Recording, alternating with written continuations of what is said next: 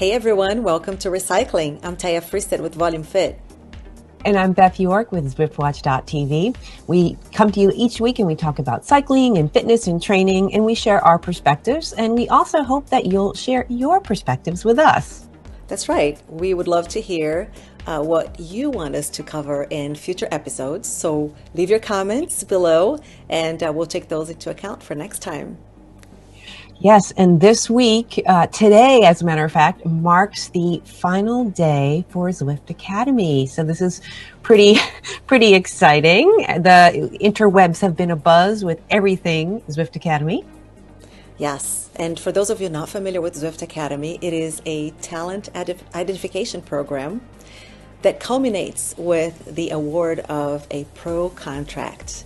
And all of the training and all of the really identification and consideration for the top 10 spots for this award is done in the virtual cycling platform in Zwift. That's right. And, you know, this is the second year for the women and the first year for the men. And, you know, for the women, we can definitely say we've seen a lot of reactions on social media throughout the program, from the beginning with the FTP tests to now with workouts 7 and 8, and everyone scrambling to get the last ones in today. We thought it would be fun to put together a little top 10 social media Zwift Academy posts. Theia, you want to take it away? That's right. Are you ready for Zwift Academy Top 10? Number 10.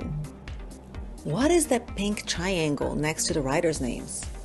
Of course, we all know that pink triangle is now Zwift Academy. We all know that, and there's no hiding in game. Everyone could see you were a part of the program, and I think a lot of people gave a lot of ride-ons because of it. I thought it was a really cool way to stand out in the game. That's right. And for those who completed the academy, they'll get an in-game jersey too coming up. Yes. And last year's was super pretty. And yesterday, I saw that Kate put on a little sneak preview of what it might look like. So we'll share that as well. Number 9, would it be possible to add more group rides at a time that is convenient for me? With so many participants, thousands in fact, that's a tough thing to do. From all over the world, you know, and the ride leaders are volunteers because they love the community and they love the program, and all over the world, it's kind of hard to accommodate. Yeah. But I think everyone got them in. That's right. Now for number 8, this is one of my favorites. What if I don't get all the stars in the workout? You're still a star. You're still a star. That's right, people. That's right. Being evaluated.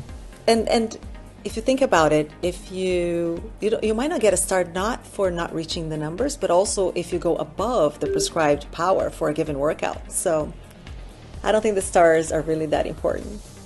No. Although when the big red failed comes at you, you know, that's a little, rats, you know, half a star might be worse, but failed is bad. But number 7, should I do my FTP test again? Masochists. Because it's so much fun, right? It is. Yes. Oh, you don't need to do another one. Stick to the one you did. You're good. That's right. Number 6. The workouts or cool downs are too long. Yeah. You know, I actually liked a long warm up. That might be just sort of indicative of it takes a while for my engine to get warmed up.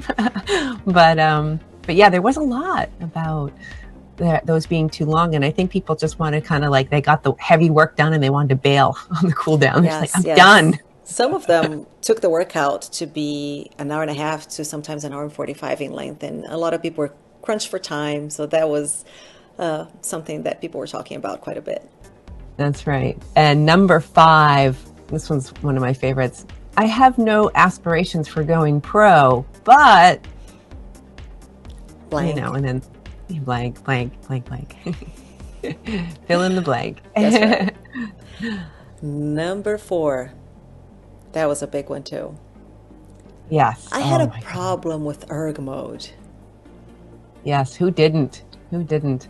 I did see that erg mode yeah, in one of the platforms. I'm not sure if it's the iOS yet, but you are able to turn it off, which wasn't an option before. So I haven't yet tried that, but that would have been really helpful in some of the ones when you get in that spiral of death.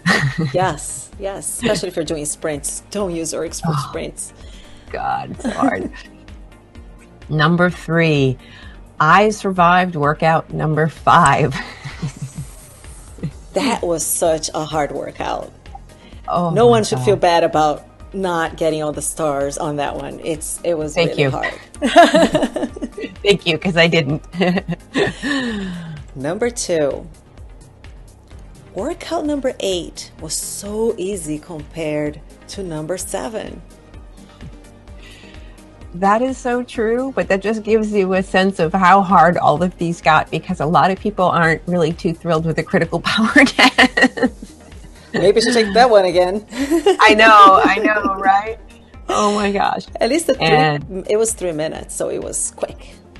it was quick. It was really quick. Yeah. And I'll take number 8 critical power test over number 1 FTP test any old day. Testing Same different here. things, but Yep, for sure. you put the word test in it, and it has a whole different flavor, right? It's like not like a race when your Yeah. FTP can go up, but the test, you're like, oh God. And here we go. The number 1 social media post for Zwift Academy reactions is, I am done, and a post with a picture and the overall progress. So that has just dominated my feed over the last week. That's right. It's a great sense of accomplishment, of course, and a lot of support from the community. A lot of people who were pressed with time to finish, and everybody else to say, no, you can do this. Just fit it in. Hey, cut that cool down short, right? Just get it in. You'll be fine. So congratulations, Yeah. everyone. Congratulations, everyone. And there were a lot of people who had, all kinds of crazy professional and personal things going on, and everyone just really rallied and encouraged everyone. It was a really special thing. And I as you kind of get into that like mode where you're on your trainer and you're suffering, you have to do these mental tricks. And one of the things that came up to me is I'd always noticed that I'd get through the recovery mode, and my heart rate would go down, and I'd be like, okay, I've got a minute to my next hard interval, and I'm like, I'm gonna do it, and I'm preparing myself mentally for it, and then it's 30 seconds, and off in the distance I see the archway glowing. All of a sudden, I haven't changed anything, my heart rate starts to increase. Did that happen to you? Yes. It's like, wait, I'm not in the interval yet. Why is my heart beating 10 beats faster? Yeah. So I named it like this phenomenon where you have both anticipation of what's to come and you're preparing, but also anxiety of what to come. So I mashed those words together and called it anticipatoxiety. Say that. Oh, that's awesome. I stole, my daughter makes up words all the time. Her best word, which is focus and concentrate. She said, Mom, I'm trying to focus straight. So I also think about focus-strating a lot. So anticipatoxiety and focus-strating. So those are the words of the day. That's perfect. Anything, any observations on your end? So one thing that came up too from all the Zwift Academy workouts, there were a lot of warm-ups, and even between hard interval sets of low power at 100 RPMs. And those are pretty hard to do. And so when you're trying to do 100 RPMs and holding your body steady, you're trying not to be a frog in a blender. So I started calling those high RPM, low power intervals frog in a blender, because that's what you look like. You're like, oh my gosh, I'm trying to control everything. Zoom, zoom. Oh my gosh, that's great. That is a perfect visual. Yeah, and it's good to train your legs to go faster so that it naturally kind of teaches them to turn over quicker. But some of those you didn't, you definitely did feel like a frog in a blender because you just wanted to settle it down a little bit. Right. Oh my gosh. Well, moving on. Last week we spoke about a little bit of Strava drama and basically how technology is really influencing the culture of cycling these days. And Bicycling Magazine in July did a really fun article, and I thought it'd be a good place to share it here, given sort of the most recent drama that happened. We need something a little lighter. Good stuff happens on Strava. We can all laugh at ourselves a little bit. And they did 15 different cycling types of posters. And so I went through the list, and we picked a couple that resonate with us. So, Theia, which ones did you think were particularly funny or resonated with you? Those are all great. And even the little notes that they had for each one of them were so much fun. One of my favorite ones was the writer who always uses acronyms. So Mm, every single ride you go and read, the description is something very mysterious and cryptic. It's either an SST or 12 times 3 VO2, 1 on 1, and those are the best. You either understand what structured training is and all these acronyms mean, or you're just looking at it and thinking, wow, this is highly technical. right, right. How Yeah, about you? I identified with a couple of them. One of them is I find myself guilty of a couple of each of those like little posts, so it kind of made me a little self-aware. I'm like, oh, okay, maybe I don't log shoveling off or raking off my roof because I did do that. So the one who logs everything, that one really resonated with me because a couple winters ago, I was busting my chops outside, just raking all this snow off of my roof, and I was like, "That's a workout. That totally counts. It's like a swim pull, right? It counted."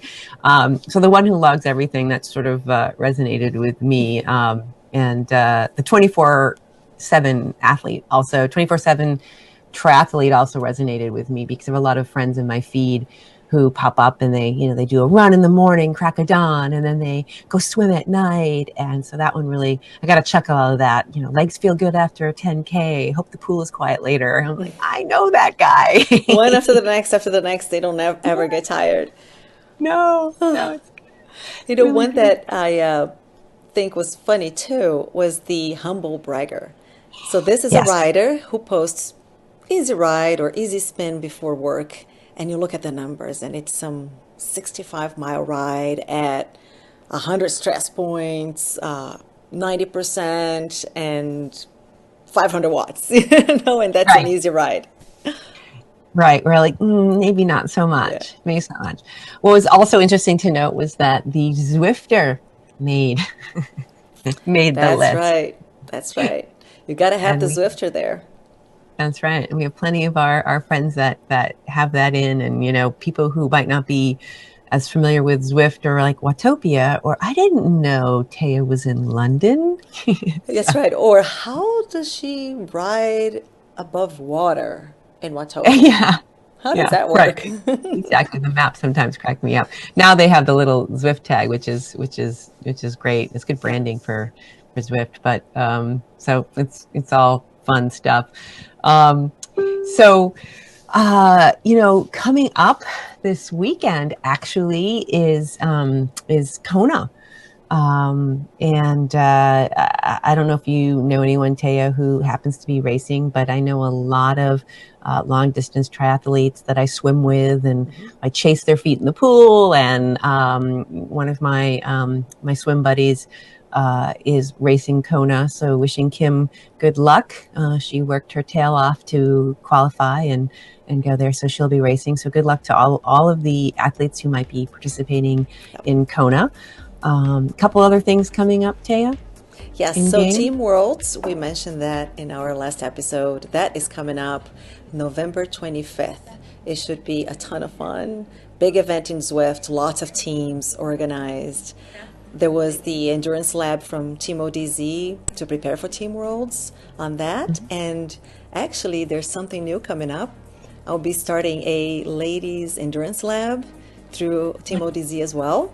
So if you Perfect. are already having withdraw from Zwift Academy and you want to continue structure training with some other awesome ladies, check that one out.